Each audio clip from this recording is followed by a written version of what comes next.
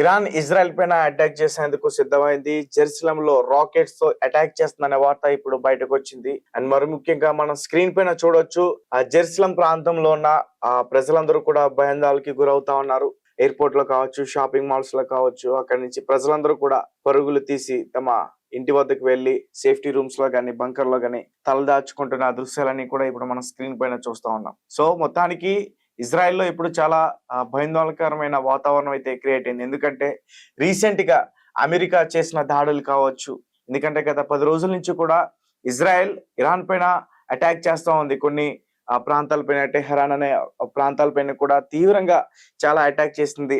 And తర్వాత America support ఉంటే ఖచ్చితంగా మీ అణుస్థావరాల్ని పూర్తిగా ధ్వంసం చేసేందుకు కూడా ప్లాన్ చేస్తున్నాము, అమెరికా సపోర్ట్ కావాలంటూ కూడా అడిగారు. అండ్ సపోర్ట్ వచ్చినా చేయకపోయినా యుద్ధం మాత్రం మేము ఆపము, ఇలాగే కొనసాగిస్తూ ఉంటాం అంటూ కూడా చెప్పింది. అయితే రీసెంట్ గా ఎప్పుడైతే అమెరికా ఈ అటాక్ చేసిన కొన్ని గంటల్లోనే మళ్ళీ ఇరాన్ ఇజ్రాయెల్ కి సంబంధించి జెరూసలం అనే ప్రాంతం పైన అటాక్ చేసిందంటూ కూడా చెప్తా ఉన్నారు. ప్రెసెంట్ అక్కడ సిచ్యువేషన్ చాలా దారుణంగా ఉంది. అలాగే నెతన్యాహు కూడా అక్కడ ఎమర్జెన్సీ ప్రకటించారు. ప్రజల్ని ఇళ్లలో నుంచి బయటకు రాకుండా, బ్యాంక్స్ కానీ, ఏటీఎంస్ కానీ వాటి వద్దకి వెళ్లకుండా అవన్నీ కూడా ఆపేశారంటూ కూడా ఒక న్యూస్ అయితే ఇప్పుడు బయటకు వచ్చింది. దీనికి సంబంధించి పూర్తి సమాచారం అందించేందుకు మా ప్రతినిధి ఆదిత్య లైన్ లో ఉన్నారు. ఒకసారి ఆయనతో మాట్లాడే ప్రయత్నం చేద్దాం. ఆదిత్య, చెప్పండి, అసలు ఏంటి ఇజ్రాయెల్లో ప్రెసెంట్ సిచ్యువేషన్? ఇప్పటి వరకు మనం ఇరాన్ లో జరుగుతున్న ఈ అణుస్థావరాల పైన ఏదైతే అటాక్స్ చేసిందో అమెరికా, దాని గురించి మాట్లాడుతున్నాం. కానీ ఇప్పుడు ఇజ్రాయెల్లో చాలా దారుణమైన సిచ్యువేషన్, వాతావరణం క్రియేట్ అయిందంటూ కూడా చెప్తున్నారు. ఏంటి అక్కడ రాకెట్స్ తో ఇరాన్ నిజంగానే ఆ జెరూసలం ప్రాంతాన్ని అటాక్ చేసిందా? ఇరాన్ ఇజ్రాయెల్ వారిలో మరింత ఉద్రిక్తత పరిస్థితి చోటు చేసుకుని ఇజ్రాయెల్ పైన అటు ఇరాన్ భీకరమైన దాడులు ఇవాళ కూడా చేయడం జరిగింది. ముఖ్యంగా ప్రధాన నగరాలైన జెరూసలేం, టెల్ అవీవ్ లాంటి ప్రధాన నగరాలని టార్గెట్ గా పెట్టుకొని అక్కడ దాడులు అయితే చేస్తుంది. సో అక్కడ ఉన్న ప్రజలు భయంతో పరుగులు తీయడం, బంకర్లు దాక్కోవడం, ఇవన్నీ కూడా విజువల్స్ ప్రపంచవ్యాప్తంగా వైరల్ అవుతూ వస్తున్నాయి. అక్కడ నెతన్యాహు కూడా అత్యవసర పరిస్థితి విధించారు. ప్రభుత్వ కార్యాలయాలు, స్కూళ్లు వీటన్నిటిని కూడా మూసివేశారు. ఆ సైరన్లు మోగిస్తున్నారు. మొత్తం ఆ 2 ప్రధాన నగరాల్లో ఇంకా మిగతా నగరాల్లో కూడా ఆ సైరన్ల మోత మోగిపోతుంది. సో ప్రజలంతా కూడా అక్కడ వాళ్ళు భయభ్రాంతులకు అయితే గురవుతున్నారు.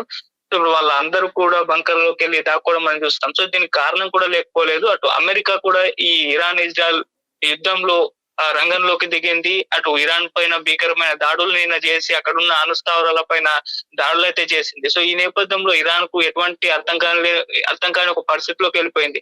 అమెరికా మీద దాడులు చేయాలా, ఇజ్రాయెల్ మీద దాడులు చేయాలని చెప్పేసి. అమెరికా మీద చేస్తే మళ్ళీ అదొక పెద్ద దేశం, అమెరికా అనుభవం ఎక్కడేస్తుందో అన్న భయం ఇరాన్ కి అయితే ఉంది. అందుకే ఇరాన్ ఇంకా దాడుల్ని పెంచేసి ఇజ్రాయెల్ మీదే టోటల్ గా ఫోకస్ పెట్టినట్టుగా మనకు కనిపిస్తుంది. అటు ట్రంప్ కూడా వార్నింగ్ ఇచ్చారు.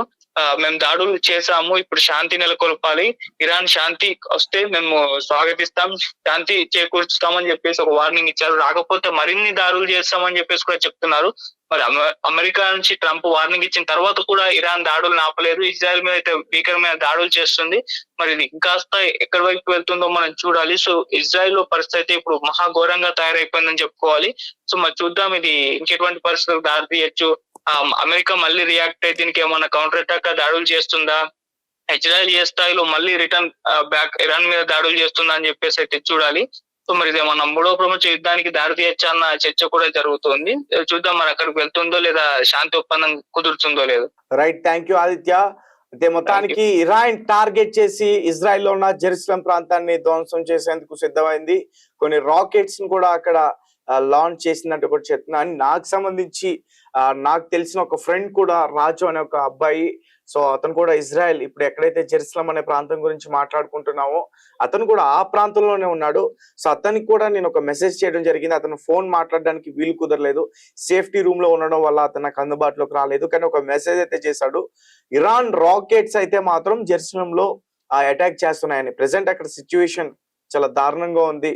కొన్ని బలమైన అటాక్స్ అన్ని కూడా జరుగుతూ ఉన్నాయి. ఆ బిల్డింగ్స్ అన్ని కూడా కుప్పకూలుతున్నాయి.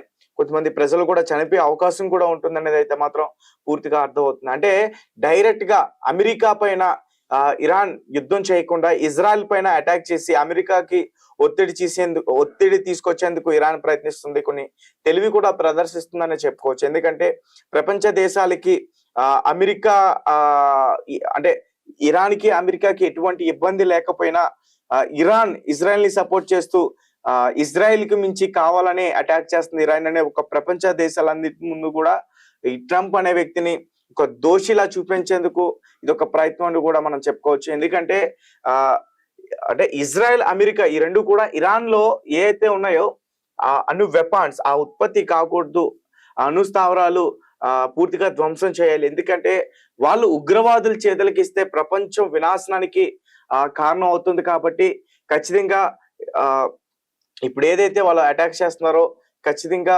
ఈ పూర్తిగా ఇక మీదట చేస్తానే ఉంటామంటూ కూడా వాళ్ళు చెప్పే ప్రయత్నం చేస్తున్నారు. ఎందుకంటే ఆ ఉగ్రవాదులకు గనక ఆ అణు ఆయుధాలు ఇస్తే చాలా విధ్వంసకర ప్రయత్నాలన్నీ కూడా జరుగుతూ ఉంటాయి. ఇప్పుడు ఉగ్రవాదులు ఎటువంటి బాంబులతో దాడి చేస్తున్నారో మనం చూస్తున్నాం. సో మొత్తానికి ఈ యుద్ధం మూడవ అతిపెద్ద ప్రపంచ యుద్ధంగా మారే అవకాశం అయితే ఉంది. ఎందుకంటే ఇప్పటికే రష్యా కావచ్చు, చైనా కావచ్చు, ఇరాన్ కి సపోర్ట్ చేస్తూ కూడా మాటలు కూడా జరిగాయి. సో మరి ఇప్పుడు ఇరాన్ కి ఏమైనా ఆయుధాలు పంపిస్తారా? ఇప్పుడు రష్యాకి సంబంధించిన ఏదైతే ఆర్ఎస్ ఒక ఆయుధం ఉందో కొన్ని బాలిస్టిక్ మిసైల్స్ కూడా పంపించే అవకాశం కూడా ఉంటుందని చెప్తున్నారు. సో మొత్తానికి రష్యా కూడా ఇన్వాల్వ్ అయింది కాబట్టి రష్యా కూడా ఇరాన్ కి కొన్ని బాలిస్టిక్ మిసైల్స్ ని కూడా అందించే అవకాశం కూడా ఉంటుందని అయితే మాత్రం నిపుణులు చెప్తా ఉన్నారు. సో ఒకవేళ ఈ ప్రపంచం యుద్ధం మొదలైతే మాత్రం ఖచ్చితంగా తీవ్ర నష్టాన్ని ఖచ్చితంగా మనం చూసే అవకాశం ఉంటుంది. ముస్లిం దేశాలన్నీ కూడా ఇప్పటికే ఒకటయ్యాయి అనే ఒక వార్త కూడా వినిపిస్తుంది. కానీ పాకిస్తాన్ మాత్రం ఇరాన్ ని దొంగ దెబ్బ తీసిందంటూ కూడా చెప్తున్నారు. ఈరోజు ఏ అయితే పాకిస్తాన్ ఎయిర్ బేస్ నుంచి ఫ్లై అయి ఇరాన్ ప్రాంతంకి వెళ్ళి ఈ అణుస్థావరాలు ధ్వంసం చేశాయని అమెరికాకి సంబంధించిన కొన్ని మీడియా సంస్థలు కూడా దాని గురించి మాట్లాడే ప్రయత్నం చేస్తున్నారు. అండ్ రీసెంట్ గానే ఆసిఫ్ మునీర్ కావచ్చు అమెరికాకి వెళ్ళడం, వైట్ హౌస్ లో ట్రంప్ తో డిస్కస్ చేయడం ఇటువంటివన్నీ కూడా జరిగాయి. దాని తర్వాత తిరిగి వచ్చిన తర్వాత కూడా ట్రంప్ కి ఖచ్చితంగా నోబెల్ ప్రైజ్ ఇవ్వాలంటూ కూడా వాళ్ళ మద్దతు తెలియచేయడం, అతన్ని నామినేట్ చేయడం ఇవన్నీ కూడా జరుగుతున్నాయి. సో తాజాగా మొత్తానికి ఇరాన్ అమెరికాపై దాడి చేయకుండా ఇజ్రాయెల్ పైన దాడి చేస్తుంది. ఈ అణుస్థావరాలు అటాక్ అయిన తర్వాత ఇజ్రాయెల్ పైన దాడి చేసి మరింత ఎక్కువ దాడి చేసి కొంచెం లోపలికి, అంటే ఇప్పటి వరకు మనం బోర్డర్ ఆ ఏరియాస్ లో మాత్రమే అటాక్స్ చూసాం, కానీ దాన్ని దాటి బోర్డర్ దాటి మొత్తం లోపలికి చర్చకెళ్ళి ఇజ్రాయెల్ కి సంబంధించిన ఏదైతే సెన్సిటివ్ ఏరియా ఉందో జెరూసలేం అనే ప్రాంతం, సో ఆ ఏరియాని ఇప్పుడు అటాక్ చేయబోతుంది. మొత్తం కూడా అక్కడ రాకెట్స్ అన్ని కూడా అటాక్ చేస్తున్నాయి, కొన్ని బిల్డింగ్స్ కూడా ధ్వంసం అయ్యాయంటూ కూడా చెప్తున్నారు. సో మరి చూద్దాం, దీనికి సంబంధించిన అప్డేట్ కూడా మరింత బయటకు వచ్చే అవకాశం ఉంది.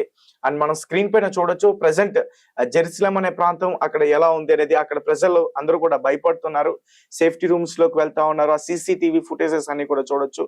అండ్ దీనికి సంబంధించిన సమాచారం వస్తే ఖచ్చితంగా నేను మరొకసారి